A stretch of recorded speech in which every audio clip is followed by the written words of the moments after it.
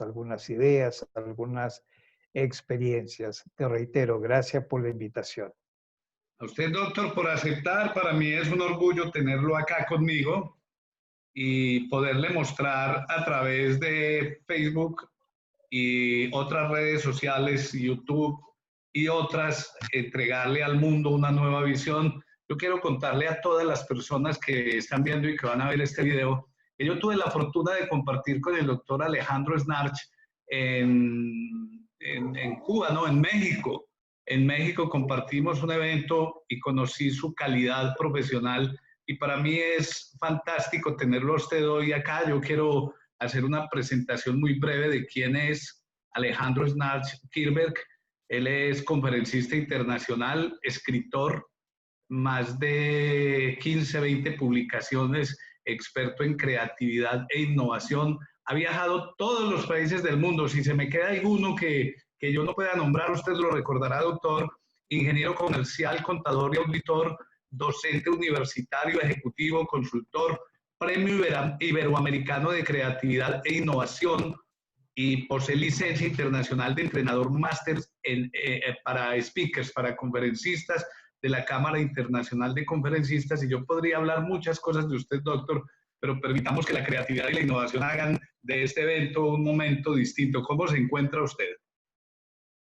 Bien, bien dentro de las circunstancias que son un poco adversas, no solo en el país, sino en el mundo, en términos no solo de la salud, sino que sus repercusiones también económicas y sociales. Gracias por la presentación. Solo te restó decir que somos amigos y para mí eso es algo muy importante. Tuve efectivamente la oportunidad de conocerte en México y descubrir tu gran calidad humana y profesional. Muchas gracias, doctor. Vamos a entrar en materia porque que este corto espacio de tiempo que Dios y la vida nos regalan para llevar mensajes a la humanidad deje muchos, como con todos los profesionales que están pasando por acá. Innovación, una constante antes, durante y después de la pandemia. Usted es experto en innovación, doctor Alejandro, y cómo decirle a las personas que nos siguen cómo interpretamos el concepto de innovación. Bueno, gracias. En primer lugar, hablamos de creatividad como el principal insumo de la innovación. Creatividad es pensar cosas nuevas, innovación es hacer cosas nuevas. Es decir, son conceptos que están íntimamente relacionados. Y la innovación ha sido una constante en nuestra sociedad. Todo el progreso humano se debe a nuevas ideas. Todo lo que no es natural es artificial, por lo tanto, creado por el hombre. Debido a la situación actual de pandemia, se han acelerado muchos cambios. Y como tú decías muy bien, el mundo nunca volverá a ser el mismo. Entonces, ese requerimiento por más ideas, por más creatividad, más innovación en el tiempo presente y después de la pandemia son aspectos vitales. Muy bien, doctor. La creatividad y la innovación son dos hermanas, no existe la una sin la existencia de la otra. Esa simbiosis es absoluta y es fundamental para que exista la otra. Es cierto, no puede haber innovación sin nuevas ideas. Por eso decimos de que la creatividad sin innovación es como un sueño. Sin embargo, hay personas que son muy buenas imaginándose cosas, pero no para llevarlas a la práctica. Un buen ejecutivo, un buen profesional, un buen emprendedor debe ser una especie de pensador ambidiestro, es decir, capaz de generar ideas, pero también de llevar esas ideas a la práctica, ser capaz efectivamente de implementarlas. Ese concepto ambidiestro suena pues como al futbolista que tiene todo el conocimiento de la praxis del fútbol, maneja las dos piernas de manera perfecta y hace la simbiosis entre la una y la otra para su acto creativo que llamémoslo puede ser el gol. Quiero referirme a esa metáfora como para expresar y que usted nos ayude que la creatividad es como levantar el balón y la innovación, llevarlo al arco del enemigo con mucha asertividad. Es cierto. Y como siempre, siempre me han admirado tus metáforas y tus grandes anécdotas. Lo has expresado muy, pero muy claramente. Lo importante en el fútbol precisamente no es jugar bonito, es hacer goles. Y la innovación son también esos goles. Muy bien. Yo sigo sus canales de comunicación, lo veo viajando todo el mundo presentando libros permanentemente. ¿Cuántos libros, doctor Alejandro Snarch? Bueno, son bastantes, son efectivamente bastantes, sin contar reediciones de libros, son 15, hasta ahora 15. Y es algo interesante porque cuando salió el que yo llamaba el último, mi hijo me corrigió y me dijo, papá, no es el último, es el más reciente. Y con eso fue muy profundo su comentario, porque efectivamente espero que no sea el último y que todavía Dios me dé vida para hacer otras contribuciones. Bueno, estamos en un momento histórico, como iniciamos hoy Diálogos Positivos, y el momento histórico lo convoca a uno a guardar fe y esperanza, ¿verdad? A creer que esto de verdad va a pasar y que en la medida que esto pase, pues tenemos que reinventarnos. Y no hay nada más cercano a la creatividad y a la innovación desde mi óptica creativa que rehacernos desde las situaciones que se van presentando. Yo quiero preguntarle a usted si a usted le pasa lo mismo que me pasa a mí, le pasa a todo el mundo cuando tiene una idea y siente que es posible que vaya a quedar mala y vaya a ser el ridículo y sin embargo se enfrenta. ¿Usted vivió esa sensación? Sí, es uno de los bloqueos típicos a la creatividad, pensar que uno va a fracasar, no atreverse, pero quizás el peor fracaso es ni siquiera intentar, ¿verdad?, hacer algo nuevo. Y en esta época de pandemia, obligadamente nos ha tocado hacerlo. De hecho, esta conferencia o entrevista que estamos haciendo vía Zoom, ¿verdad? Hace 6 meses era impensable o existía naturalmente, pero hoy nos hemos visto obligados a ello. Y al respecto aprovecho a comentarte lo siguiente. Hoy se habla mucho de la educación online, a distancia, del teletrabajo, de las teleconferencias, de la entrega a domicilio, pero si tú lo piensas, todas esas cosas ya existían. Lo que pasa es que la pandemia ha acelerado todos estos cambios. La educación a distancia comenzó incluso hace muchísimos años con la educación por correspondencia, por radio, por televisión, pero ahora ha tenido un auge enorme y se piensa que ya no va a tener un retroceso. Lo mismo la entrega a domicilio, la venta por catálogos, también tiene muchísimos años. Tú debes haber conocido el Círculo de Lectores y otras compañías. El trabajo en casa también había existido. Lo que pasa es que ahora nos hemos visto obligados a reinventarnos y adoptar estas nuevas tecnologías. Por supuesto, el avance tecnológico ha sido impresionante en los últimos años, del 2000 a la fecha. Realmente es algo sorprendente. Y esta pandemia nos ha pillado con una tecnología muy buena. ¿Te imaginas hace 100 años atrás? Ahora el teléfono, la videoconferencia, es una maravilla. Si no estaríamos encerrados, aislados del mundo, definitivamente. Así es, doctor. Eh, Con mi hija, yo tengo dos hijas muy creativas. Una muy atrevida y la otra muy insegura, pero muy convencida de lo buena que es. Ella siempre, ella escribe poemas fantásticos y pinta hermoso.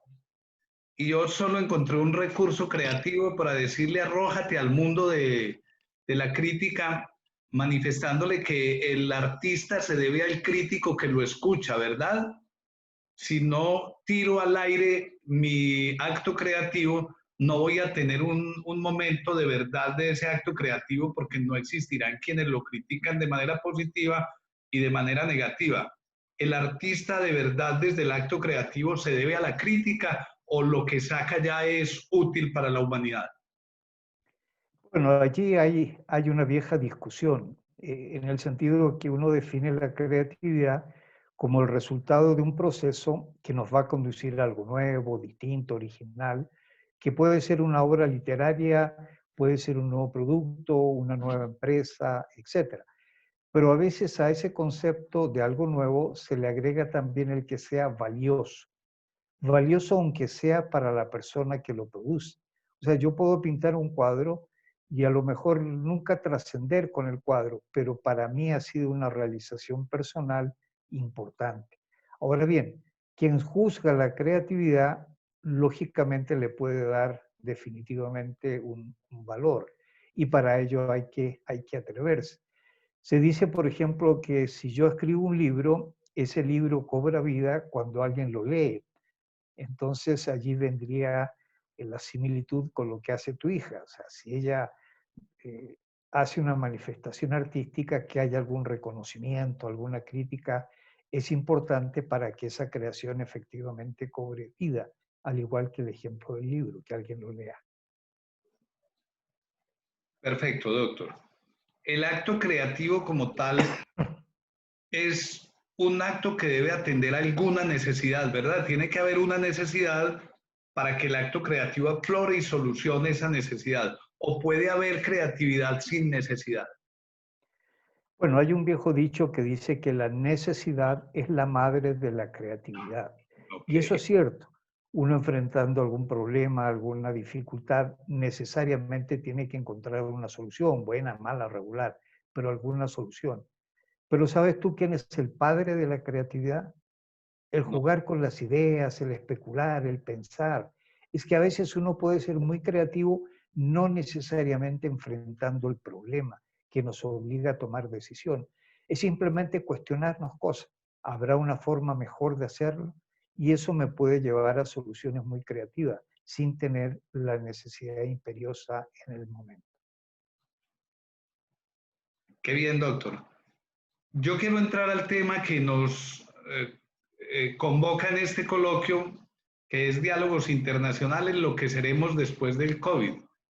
La creatividad va a existir y va a estar allí independientemente de las circunstancias, de las cosas que sucedan en el mundo, pero el mundo va a ser distinto totalmente y eso lleva y obliga a que miremos el futuro de otra manera desde la creatividad y la innovación. ¿Cómo la ve usted? Es cierto, y tú lo comentaste desde el comienzo, el mundo nunca volverá a ser el mismo. Y analicemos algunos campos específicos, por ejemplo, la educación. Se va a volver en alguna medida algún tipo de educación presencial, pero ya la educación online, por internet, no presencial, va a perdurar sin lugar a duda y transformó el campo de la educación. Desafortunadamente no estábamos preparados, pero en alguna medida en el mundo que viene va a seguir esta virtualidad. Otro campo es el comercial, es el marketing. Van a cambiar. La gente hoy está comprando por Internet. No es que antes no existiera la compra por Internet, pero ahora se ha agudizado. Los viejos, por ejemplo, no acostumbrábamos a comprar por Internet. Los jóvenes ya lo estaban haciendo, pero hoy todo el mundo lo hace. Entonces la pregunta es, ¿tenderán a desaparecer los negocios, los centros comerciales, o van a tener que reinventarse y tener otros atractivos, etcétera?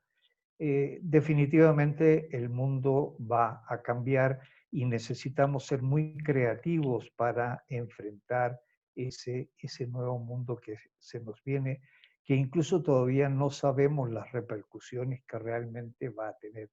Pero las empresas tienen que reinventarse definitivamente para enfrentar la nueva situación.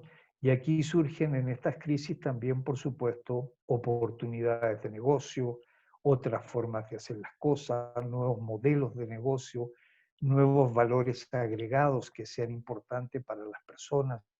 En fin, vamos a cambiar sin lugar a duda y eso requiere creatividad e innovación para enfrentar el mundo. Como te comentaba, afortunadamente la tecnología hoy lo permite, lo facilita indudablemente. Hoy tenemos teléfonos celulares de alta generación, ¿verdad? Que son muy, pero muy completos. Tenemos la inteligencia artificial y esas cosas van a afectar nuestras vidas mucho más. Doctor Alejandro, ¿qué decirle al empresario que apenas en el mes de marzo estaba lanzando su gran proyecto de negocio al mundo y suácatela, le llegó la pandemia? Y esa persona acaba de hacer una enorme inversión, acaba de entregar seguramente toda la creatividad y todos los componentes imaginativos para salir a un mercado y se encuentra con esta situación. ¿Qué le podemos decir a él desde la creatividad, la innovación, el marketing y la experticia que usted tiene en estos temas? Definitivamente tienen que reinventarse. Ahora bien, hay sectores que en este momento y al corto plazo se han visto muy afectados. Un ejemplo, digamos que un amigo tuyo haya abierto hace poco un restaurante y le haya ido bien. Entonces uno podría decirle, bueno, pero tienes la entrega a domicilio, tienes la posibilidad de ofrecer cómo cocinar, ofrecer cursos, bueno, muchas cosas, pero realmente eso va a ser una fracción de lo que él ofrecía antes, porque su modelo de negocio era básicamente la experiencia que tienen las personas a ir a un restaurante. O sea, uno no va a un restaurante solo a comer, sino que a un ambiente, a ver otras personas, compartir, etc. Entonces, no es fácil decirle a esa persona, no, pero cambia o ponte a fabricar o a hacer otra cosa. Si tú tenías un gimnasio, por supuesto, puedes dar clases, puedes manejar por internet algunas cosas, pero no es exactamente lo mismo. Entonces, muchas empresas simplemente van a tener que reinventarse de acuerdo a las circunstancias. Desafortunadamente no hay fórmulas mágicas. Algunos han encontrado otros campos, se han definido de otra manera y otros están también en ese proceso. Pero como yo suelo decir, en las épocas de crisis algunas personas se ponen a llorar, otras en cambio a fabricar pañuelos. Severísima la metáfora. El título de este conversatorio, el título que usted le quiso dar a mí fue tremendamente llamativo. Innovación, una constante antes, durante y después de la pandemia. Entiendo, y que sea usted quien lo complemente, es una constante. Ella siempre va a estar allí, hay que hacer uso de ella y tomar las herramientas que ella ofrece para reinventarse y rehacerse en este nuevo modelo de mundo que plantea el COVID-19.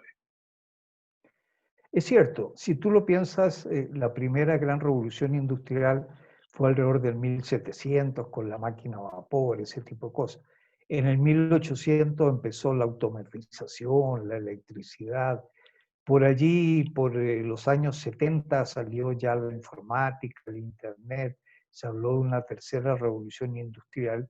Y por el 2000 se habla de la cuarta revolución industrial, con toda la inteligencia artificial, los datos en la nube, el Big Data, una serie de cosas, y las empresas se estaban adaptando a esa nueva realidad.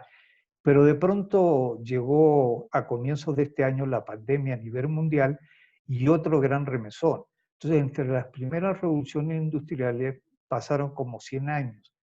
La última fue, como te digo, por los 70 y ya los 2000 nuevos cambios, o sea, se van reduciendo los espacios. Y hoy la tecnología es impresionante. Además, que se ha agudizado, insisto, por la pandemia, pero realmente la gran mayoría de las cosas ya estaban. O sea, hablamos de inteligencia artificial, de teletrabajo, de educación a distancia, todas esas cosas que te decía que ya existían, pero ahora hay que adoptarlas y adaptarse definitivamente a eso. Y por supuesto no es fácil. Te comento el caso particular.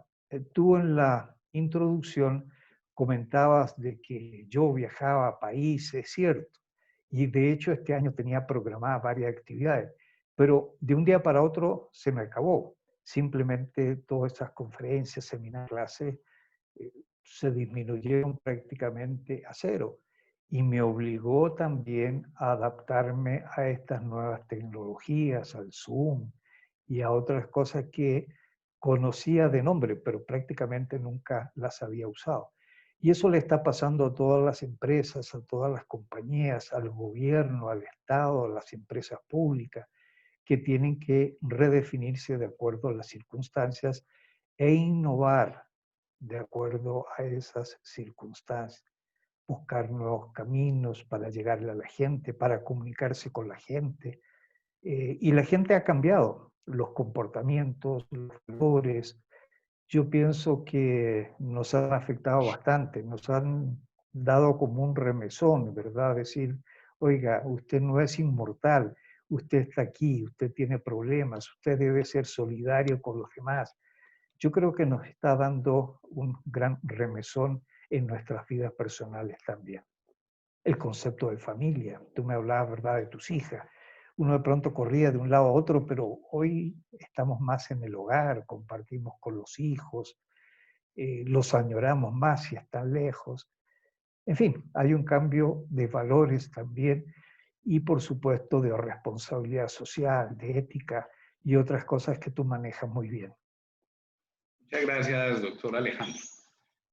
Un término reiterativo, se lo he escuchado pronunciar 4 veces y por ser el término más reiterativo lo quiero tocar y es la inteligencia artificial. La innovación, la creatividad tienen la posibilidad de ser reemplazadas por la inteligencia artificial o es innato exclusivo de los seres humanos? Quiero pensar de que la máquina no nos va a reemplazar, pero sí debo reconocer de que la inteligencia artificial ha logrado límites insospechados. Pueden componer música, pueden escribir libros, puede por inteligencia artificial un médico dar un diagnóstico o un abogado dar una resolución más justa y completa que una persona. Es decir, hay cosas de la inteligencia artificial que no podemos desconocer. Sin embargo, pienso de que el hombre todavía es quien maneja esas tecnologías y no las tecnologías al hombre. Que sería fatal el día que la máquina coja el control remoto y dirija el destino de un hombre. Eso sería una locura. Efectivamente, sería una locura, tú lo has expresado muy gráficamente. Doctor, hay un concepto bien importante que yo quisiera como arraigar en las personas que nos escuchan hoy. Se requieren de conocimientos previos para tener un acto creativo o la creatividad puede brotar generosa y espontáneamente como un accidente. Bueno, la creatividad es un don de todo ser humano, independientemente de su edad, de su género, de sus estudios, de sus conocimientos. Todos poseemos el don de la creatividad. Desafortunadamente hay muchas cosas y circunstancias que nos han ido limitando esa creatividad. Entre ellas está la educación, que lejos de motivar la creatividad, muchas veces la mata, la frena, la inhibe, la aborta. Desde el preescolar, ¿cuál es el niño que acostumbran a sacar del salón de clase? El niño inquieto, el que molesta, probablemente, ¿verdad?, ese niño creativo. Entonces vamos matando esa creatividad. Pero es un don que todos poseemos. Quiero compartir contigo una anécdota. En una oportunidad va un médico saliendo de un manicomio y con tan mala suerte de que se le pincha una rueda. Entonces se baja el médico a cambiarla, tornillos de la rueda, y está en eso y pasa una tractomula y le bota los 4 tornillos a una alcantarilla. Entonces el médico se queda desolado mirando su carro sin saber qué hacer. A todo esto un loco que veía la anécdota desde la ventana lo llama y le dice, hey Doc, ¿por qué no le sacas un tornillo a cada una de las otras 3 ruedas, soluciona el problema y llegas al próximo montallanta? Entonces el médico lo mira y le dice, hombre, ¿cómo puede ser que tú estés en un manicomio? Y él le contestó, doctor, yo estoy por loco, no por bobo. ¿Qué quiero decir con esto? ¿Verdad? Que una persona que socialmente pueda ser considerada loca a la hora de ser y solucionar un problema puede ser mucho más creativo que una persona formada profesionalmente. Entonces, la creatividad es eso. Y es algo que vemos a menudo en nuestro pueblo. Llega un ingeniero agrónomo con un PhD al campo y dice, hagamos tal cosa. Y le sale un viejo campesino de la región y dice, no, patrón, eso no le va a funcionar. Y yo te aseguro que el campesino tiene la razón, porque esa sabiduría, que muchas veces la desperdiciamos, que tiene el pueblo, y esa creatividad innata para resolver problemas es enorme y es fantástica. Cierto, cierto. A ver, como mucho papá que sigue mis redes sociales va a estar expectante en la remisión de este encuentro con usted, doctor Alejandro, en diferentes redes y se va a estar preguntando en el momento que lo escucha, ¿cómo yo sé que un hijo mío, que una persona que yo amo tiene indicadores que me lleven a mí a pensar que es creativo? A ver, primer punto, el creador universal, como era un Leonardo da Vinci, pintor, científico, etc., tal vez hoy es muy difícil de encontrar. Entonces la creatividad se manifiesta más en algunos campos que en otros. Entonces un niño puede tener aptitud para la música, para el dibujo, para las matemáticas, para resolver problemas, para hacer cosas manuales. Es decir, la creatividad puede manifestársela en distintos campos. Y lo importante es precisamente incentivar esos campos. Me explico. Resulta que había un niño que era muy malo para las matemáticas, pero muy bueno para la música. Entonces el padre dijo, voy a contratarle un profesor de matemáticas. Y un ser creativo le dijo, no, contrátale un profesor de música. Es decir, explota realmente esas potencialidades, que uno no tiene por qué saber todo y de todo. Y nuestra educación, como te decía, muchas veces ha matado la creatividad de los niños. Si un niño como Messi es bueno para el fútbol, eso se le manifestó muy niño. Entonces, ¿para qué enseñarle historia si el niño iba a ser brillante, si iba a ganar la vida siendo futbolista? Entonces hay que cambiar algunos conceptos. No todos tienen que ser doctores definitivamente.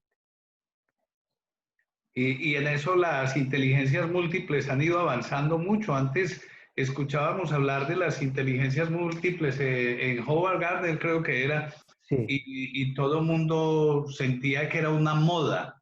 Y resulta que no. Hoy en día las inteligencias múltiples juegan un papel fundamental y creo yo que la creatividad parte de la cantidad de canales de percepción para la creación, ¿verdad?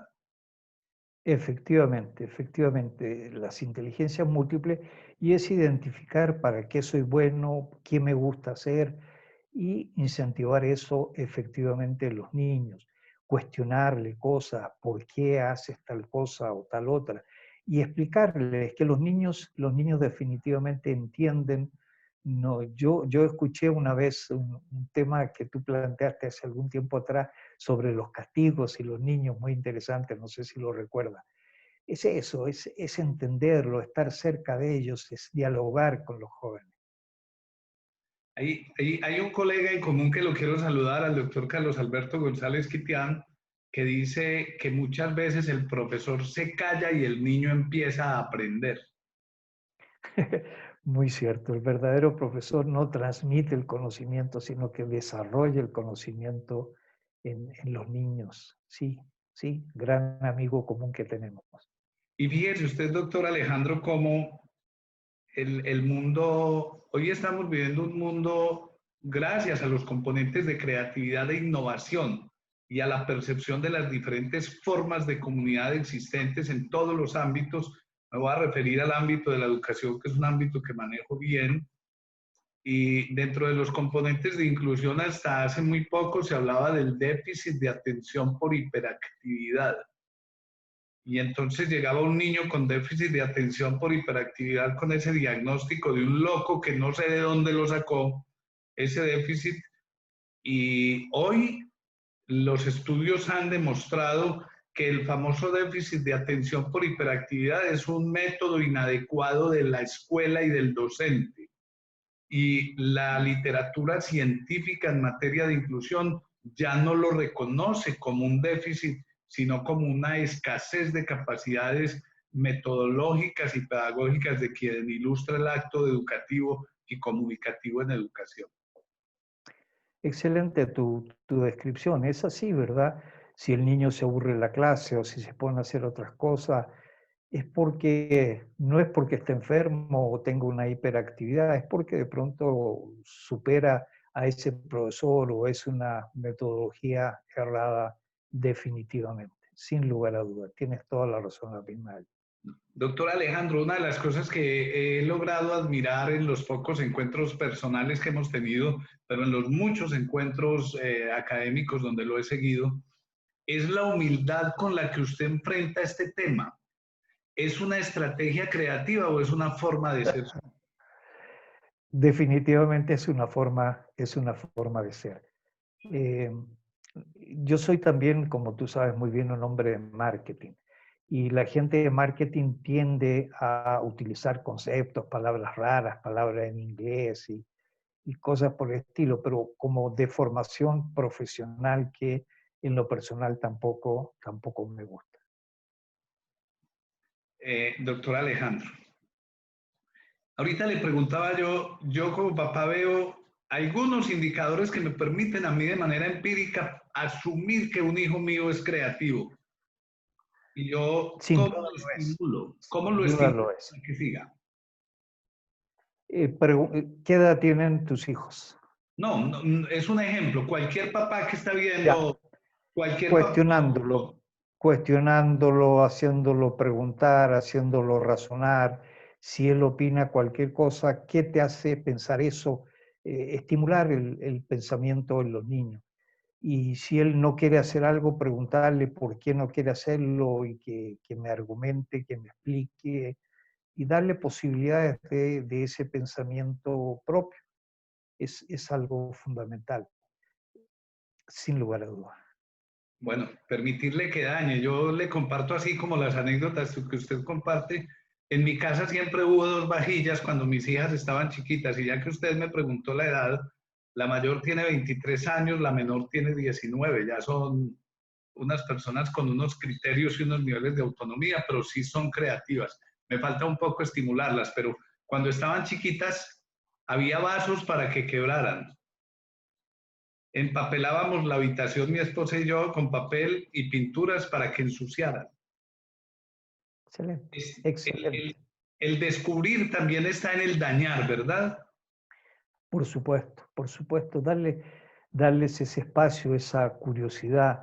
Si un niño un día te toma el computador y te lo daña, no lo castigue, está siendo creativo. Claro, claro. Y en eso la escuela se equivoca permanentemente. Mire, doctor, yo le comento, yo soy administrativo de la educación en Colombia. Y quiero compartirle que encontramos instituciones educativas en Colombia con computadores, tabletas y dispositivos móviles dañados por la humedad y por el encierro en cuartos que no permitían ser usados. Y cuando cuestionamos a algunos rectores que tenían esta tecnología guardada, le preguntamos por qué la tenía guardada y es que me da miedo que los niños la dañen. Muy cierto, muy cierto. Desafortunadamente, te insisto, uno de los limitantes más grandes, sin lugar a duda, son nuestros modelos educativos. Se dice de que nosotros tenemos alumnos del siglo XXI, profesores del siglo XX y programas del siglo XIX. Uy, tenaz. ¿Lo repite, por favor, doctor? Que nuestros alumnos son del siglo XXI, son millennials, manejan la tecnología. Nosotros los profesores somos del siglo XX, no manejamos a veces los alumnos manejan mejor la tecnología que nosotros. Y desafortunadamente los programas muchos todavía son del siglo XIX. Alumnos del siglo XXI, profesores del siglo XX y programas del siglo XIX. Esa es una radiografía totalmente real de lo que pasa en la educación. Yo creo que en Latinoamérica, mm, más en algunos países que otros y en el mundo más en unos lugares que otros, pero bueno, doctor Alejandro, COVID-19. ¿Qué podemos esperar? Usted como una persona que tiene visualizaciones superiores, digámoslo así, que puede mirar por sus expectativas y su experiencia al mundo de otra forma, ¿qué podemos esperar? Bueno, yo tengo la fe, la confianza que tarde o temprano van a haber primero tratamientos para paliar a las personas que se infecten y posteriormente en la vacuna, en la cual se ha avanzado bastante. Pero tampoco soy muy optimista en el sentido de que eso va a estar en 2, 3 meses. No, creo que va a ser un periodo largo, ¿verdad? Hasta que dispongamos de tratamientos, hasta que dispongamos de la famosa vacuna. Sin embargo, creo también de que no necesariamente se va a llegar a esos extremos de confinación total y cosas similares por el gran problema social y económico que eso representa. Y depende mucho de la responsabilidad de las personas. Es que vemos que todavía hay gente que no se cubre la cara, que no anda con tapaboca, que no mantiene la distancia social, se hacen reuniones de todo tipo, etc. Falta todavía como una toma de conciencia de que esto es un asunto bastante serio y que va a durar algún tiempo. Pero vamos a sobrevivir y la humanidad una vez más va a pasar este periodo complicado, amargo, difícil. En estos accidentes que no planifica el ser humano, sino que son fruto de accidentes espontáneos, eso quisiera pensar yo, por más que existan unas teorías por allá que orientan a pensar que hay un macroeconómico negocio detrás de todo Sí. esto. Pero alejémonos de esa situación, doctor. ¿La humanidad va a ganar o va a perder post pandemia? Debería ganar si somos lo suficientemente maduros y que nos sirva como una experiencia. Incluso dicen que es una venganza de la naturaleza porque la hemos maltratado mucho. Y de hecho hoy están los ríos, no están contaminados, los pájaros, los animales caminan libremente. Entonces uno llega a pensar, sí, hemos como ser humano maltratado la naturaleza. ¿No será que la naturaleza nos está dando una lección? Lo importante es recapacitar y aprender de ella. La literatura creativa en materia de innovación y marketing le abre un campo de expectativa a ustedes, las personas que científicamente investigan en materia para entregar nuevas expectativas y posibilidades al mundo. Sí, sí, de hecho en la literatura uno puede encontrar algunos métodos, algunas técnicas de creatividad. No es que estos métodos técnicas produzcan automáticamente soluciones a los problemas, pero han evidenciado en que uno utiliza estas técnicas puede ampliar el pensamiento, la facilidad para encontrar soluciones a problemas, etc. Entonces la literatura sí ayuda y hay algunos clásicos, ¿verdad?, que han aportado bastante. Ken Robinson en el caso de la educación, Eduardo de Bono en el campo de la creatividad, que indudablemente sirven, sin lugar a dudas. Sigamos en el campo, ahondando en un campo pedagógico y el otro de este tema tan apasionante. ¿Cómo yo como papá, porque seguramente por allí hay algún papá que va a escuchar, puedo contrarrestar a un profesor que de esos matadores de creatividad en niños y decirlo, déjenmelo volar, déjelo que él es así? ¿Cómo podría yo llegar a esa conciliación amorosa entre las capacidades de un hijo y de pronto las dificultades metodológicas de un docente? No es fácil, desafortunadamente no es fácil, porque muchos profesores utilizan la autoridad del saber, entonces están en una posición, en un pedestal, y ellos transmiten verdades inmutables, verdades que definitivamente pueden ser cuestionadas, pero no se nos enseña a pensar. Todos en el colegio estudiamos en alguna oportunidad filosofía, pero ¿qué fue estudiar filosofía? Lo que decía un señor Platón o Aristóteles. Es decir, nos dieron una cultura filosófica, más no nos enseñaron a filosofar, que es algo diferente. Entonces, Uno en el colegio estudia física, electricidad, pero uno termina el colegio y es incapaz de arreglar un enchufe. La teoría no tiene nada que ver con la práctica. O falsas dicotomías, que el patio para jugar, el salón de clases para aprender. Mentiras. Yo puedo jugar en el salón de clase y yo puedo aprender, ¿verdad?, en el campo, en el recreo. O se habla de culturas distantes en el tiempo y el espacio. Hablamos de los fenicios, de los chibchas, pero no hablamos de lo que está ocurriendo en Colombia hoy. O sea, el aula de clases no tiene nada que ver con la realidad. En fin, hay una serie de inconvenientes. Y sobre todo la memorización. Y el examen tradicional es el mejor ejemplo de ello. El profesor le dice al niño, trata de recordar, porque eso mide el examen, la capacidad de reproducir lo que dice el libro, lo que dice el profesor. Y no es razonar, no es pensar, no es solucionar realmente problemas. Entonces, efectivamente, no es fácil porque los profesores también han sido educados en eso. Y ellos replican los modelos que ellos también tuvieron. Y por último, no olvidemos que la educación no es solo el colegio, la educación también es el hogar. Y si ese padre es autoritario, si ese padre de verdad dice lo que es correcto, lo que es incorrecto y normas estrictas, también perjudica mucho, mucho a ese niño. No salimos de la rutina y seguimos haciendo las cosas como siempre lo hemos hecho, y lo bueno y lo malo y los valores, etcétera. Hay muchas dificultades, desafortunadamente. Pero por otro lado, hay cosas que ya están cambiando, y tú que estás en el campo de la educación, te das cuenta de que hoy ya no es lo mismo hacia una generación atrás. Hoy se habla de indicadores de logros, se habla de desarrollo de competencias, cosas que en nuestra época prácticamente no existían siquiera.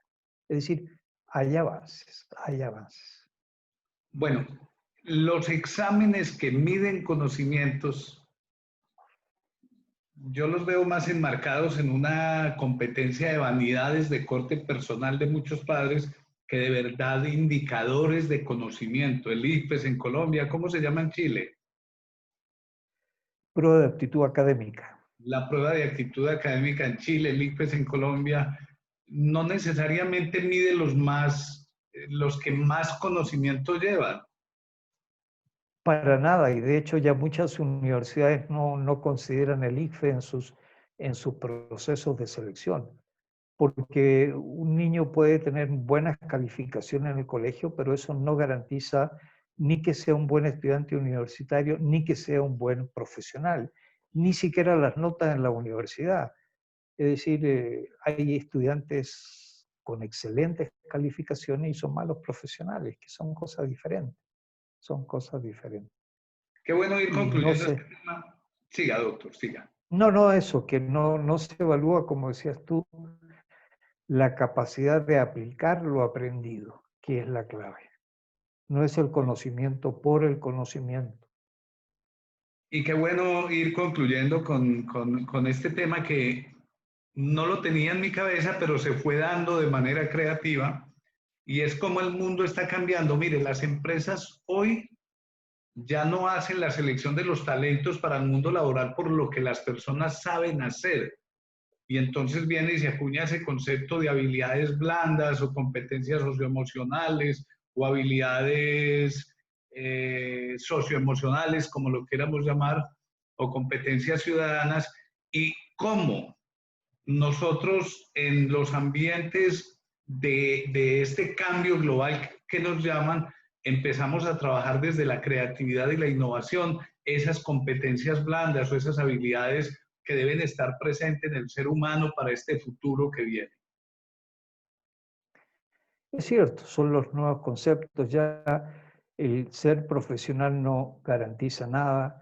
Hay aplicaciones, ¿verdad? Como tú señalas, en las habilidades, el trabajo en grupo.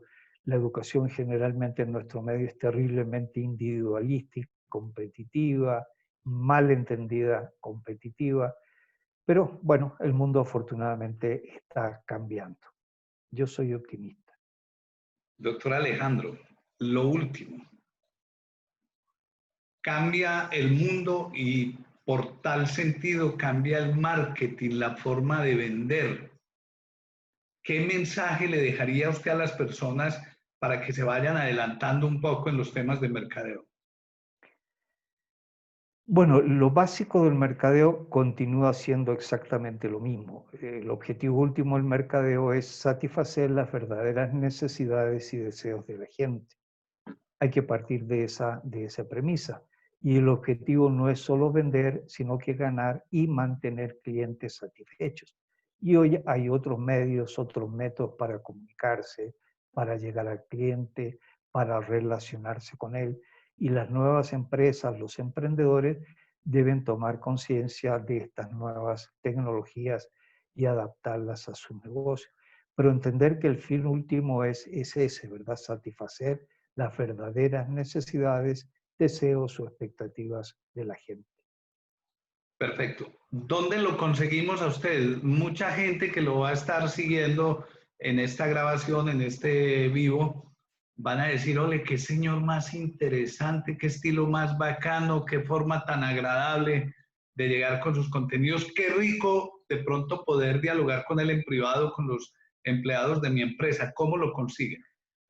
Bueno, estoy en las redes, estoy en Twitter, estoy en Facebook, estoy en Instagram. Por allí me pueden buscar. Basta que en cualquier buscador pongan mi nombre y mi apellido. El apellido, como tú sabes muy bien, es complicado, tiene una sola vocal y justo al medio.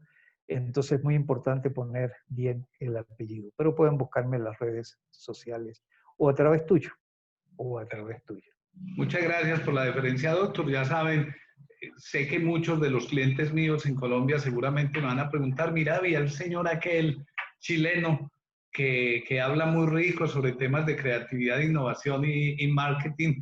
Pues ya saben que por intermedio mío podemos organizar Sí, contactos. a través tuyo definitivamente y espero no haber sido un paquete chileno. No, pues usted es chileno, pero paquete chileno puede estar absolutamente seguro que no. Yo le agradezco mucho, doctor Alejandro Snart Kirberg, ¿verdad? Kirberg. Sí, pero espero que en la próxima oportunidad no me trates de doctor. Alejandro, por favor. Ok, es un formalismo muy típico de nosotros los colombianos. Fíjate tú cómo cuando vamos a México ese tipo de dignidades no existen, pero Cierto. son muy típicas nuestras y lo hace uno más por respeto y admiración y por consideración con su majestad que cualquier otra cosa. No, gracias. Aquí en Colombia me tratan mis alumnos de Alejandro definitivamente. Ok, Alejandro, yo te agradezco mucho. Él es Alejandro Snarch Kirberg, una persona que me atrevo a decir yo con todo respeto de su tremenda humildad, porque es una persona supremamente humilde.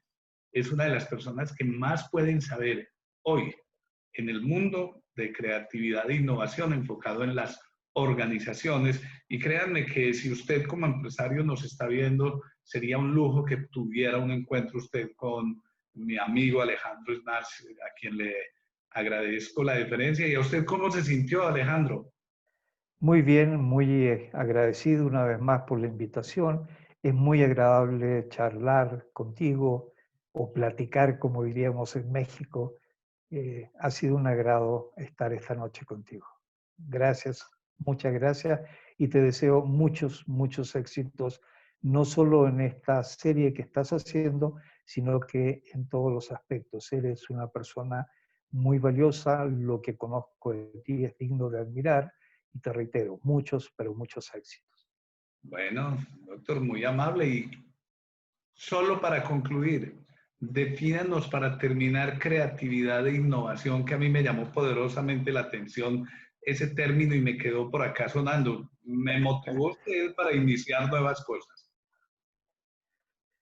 No, que simplemente creatividad es pensar cosas nuevas, innovación es hacer cosas nuevas. Creatividad es pensar cosas nuevas, innovación es hacer cosas nuevas. Así es. Bien, Alejandro Snars Kirberg, hoy Diálogos Internacionales, lo que seremos después del COVID.